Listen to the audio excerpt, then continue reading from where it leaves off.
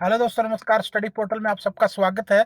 दोस्तों, सीटेट का 31 जनवरी 2021 को जो पेपर हुआ, उसका पूरे का पूरा सॉल्यूशन हमने आपको लाइव दिया है। और अब हम इस वीडियो में आपको सिर्फ ईवीएस के क्वेश्चनों के बारे में डिस्कस करेंगे, ताकि आपके जो भी आपने क्वेश्चन किए हैं या जिनकी आप तैयारी कर रहे हैं, उसका आपको एक एस्टिमेट, एक आइडिया आपको अच्छे से लग जाए कि आपके कितने ठीक है और कहाँ पर गड़बड़ हो सकती है या हुई है। ईवीएस में मानचित्र कौशल किस चीज के लिए इंपॉर्टेंट है? ईवीएस में मानचित्र कौशल जो है, वो स्थानों की सापेक्ष स्थिति की समझ को विकसित करता है। तो आपका 61वें क्वेश्चन का आंसर रहेगा आपका 2 यानी सेकंड। क्वेश्चन नंबर 62, कक्षा 5वीं के समय आमतौर पर अपना दिया हुआ कक्षा का कार्य नहीं करते, मुद्दे को हल करने का सबसे अच्छा उपाय आपको बताना है। आंसर होगा आपका 3। तो उसकी कठिनाई का पता लगा और उसके अनुसार कक्षा कार्य को समायोजित करने के लिए उससे आपको बात करनी होगी। क्वेश्चन नंबर 63, मुस्कान ने परिवहन में डीजल वाहनों का उपयोग निषिद्ध होना चाहिए, इस पर वाद विवाद का आयोजन किया। मुस्कान के द्वारा इस विषय पर कक्षा में वाद विवाद के आयोजन का क्या उद्देश्य है? क्वेश्चन में आंसर है, उन्होंने क्या कहा, उनका थीम क्या था, उद्देश्य क्या था? परिवहन में डीजल वाहनों का उपयोग निषिद्ध होना चाहिए, प्रतिबंधित होना चाहिए, प्रोहिबिटेड होना चाहिए। तो इसका मतलब क्या होगा? वह पूरी तरह से परिवहन में डीजल वाहनों पर प्रतिबंध लगाने की आवश्यकता पर छात्रों को संवेदनशील बनाना चाहती है। क्वेश्चन नंबर 64, कुछ हजार साल पहले भारत में तालाबों के निर्माण के अल बिरूनी के अवलोकन के आधार पर कक्षा 5वीं के ईवीएस के पाठ्य पुस्तक में एक अनुच्छेद है, उस अनुच्छेद को शामिल करने का उद्देश्य आपको बताना है। तो यहाँ पर आप लोग कई ऑप्शन इसमें आ सकते हैं, लेकिन आपको देखना है ये इतिहास के स्रोतों की पहचान करने में शिक्षार्थियों की मदद करेगा, बिल्कुल करेगा। या शिक्षार्थियों को उनके अवलोकनों की रिकॉर्डिंग, इसका कोई जरूरत नहीं है। सी है, यह विद्यार्थियों को कुछ से 1000 साल पहले भारत में मौजूद तकनीक की सराहना में मदद करेगा, बिल्कुल। यह विद्यार्थियों को इतिहास में साक्ष्य की भूमिका की सराहना में मदद करेगा। तो ए, सी और डी यानी आपका फोर्थ आंसर है। क्वेश्चन नंबर 65, ईवीएस की एकीकृत प्रकृति सहायक है। ईवीएस की एकीकृत प्रकृति सहायक है, शिक्षार्थी केंद्रित उपागम का पालन करने और संकल्पनाओं की अधिक संख्या का परिचय देने में। ए आपका आंसर होगा। क्वेश्चन नंबर 66, निम्नलिखित में से क्या ईवीएस में आकलन का एक व्यापक संकेतक नहीं है? क्या नहीं है, ये आपसे पूछा गया है। आंसर आपका रहेगा न्याय के प्रति सरोकार, क्योंकि इसमें इसका कोई मतलब उद्देश्य नहीं है, हमें कोई लॉजिक नहीं रहेगा। 67, पर्यावरण अध्ययन में प्रश्न करने को एक युक्ति के रूप में उपयोग किया जाता है। पर्यावरण अध्ययन में प्रश्न करने को एक युक्ति के रूप में उपयोग किया जाता है, कक्षा कक्ष में जिज्ञासा को बढ़ाने के लिए। क्वेश्चन नंबर 68, अपनी कक्षा में 50 से अधिक छात्रों के साथ वाणी उन्हें एक ऐसी गतिविधियों में जोड़ना चाहती है जिसमें सीखने को बढ़ाने के लिए अधिकतम संख्या में इंद्रियां शामिल हों। निम्न में से कौन सा क्रियाकलाप उपरोक्त कार्य के करने के लिए या कार्य के लिए ठीक होगा? तो आपका आंसर होगा समूह चर्चा को प्रोत्साहित करना। क्वेश्चन नंबर 69, इकरा अपने शिक्षार्थियों को ईवीएस में समाचार पत्रों और पत्रिकाओं को पढ़ने के लिए क्यों प्रोत्साहित करती है?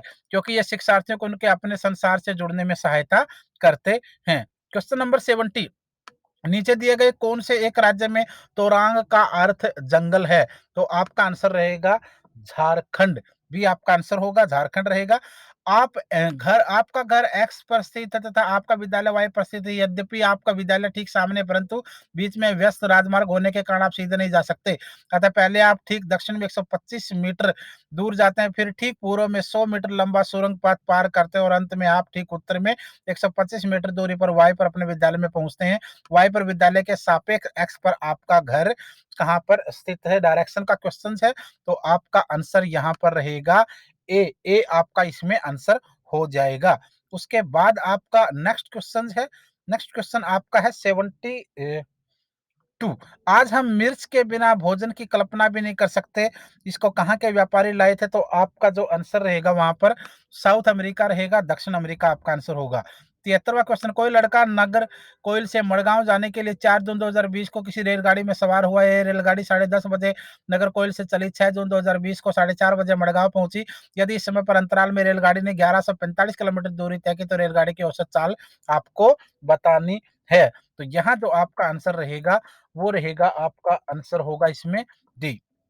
नेक्स्ट क्वेश्चन है, नीचे दिया गया कौन सा कथन मधुमक्खियों और छत्तों के विषय में सही नहीं है? कौन-सा है जो इनके विषय में सही नहीं है।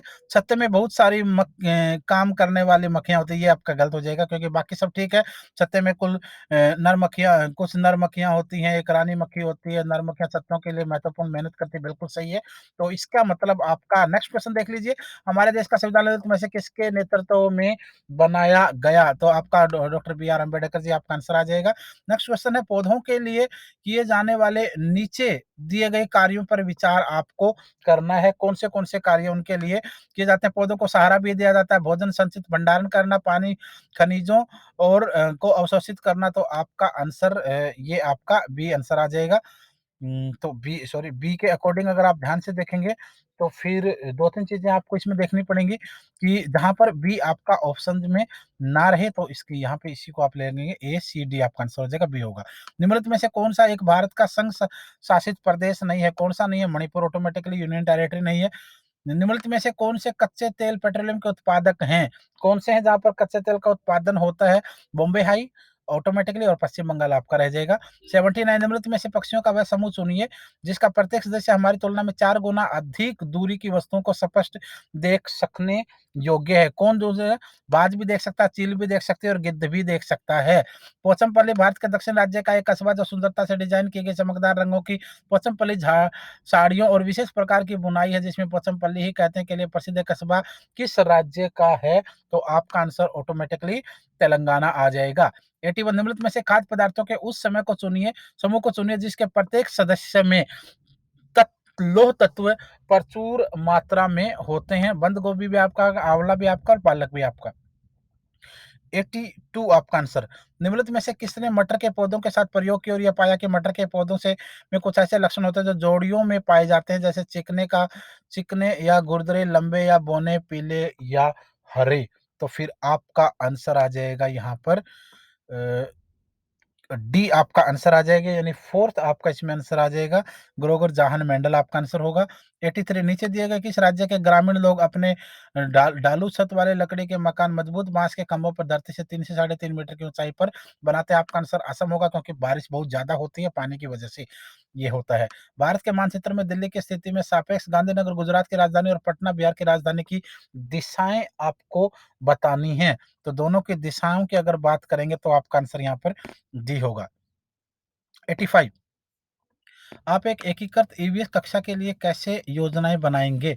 85 आप एक एकीकृत ईवीएस कक्षा के लिए किस तरीके से आप लोग योजनाएं बनाएंगे, ये पूछा गया है।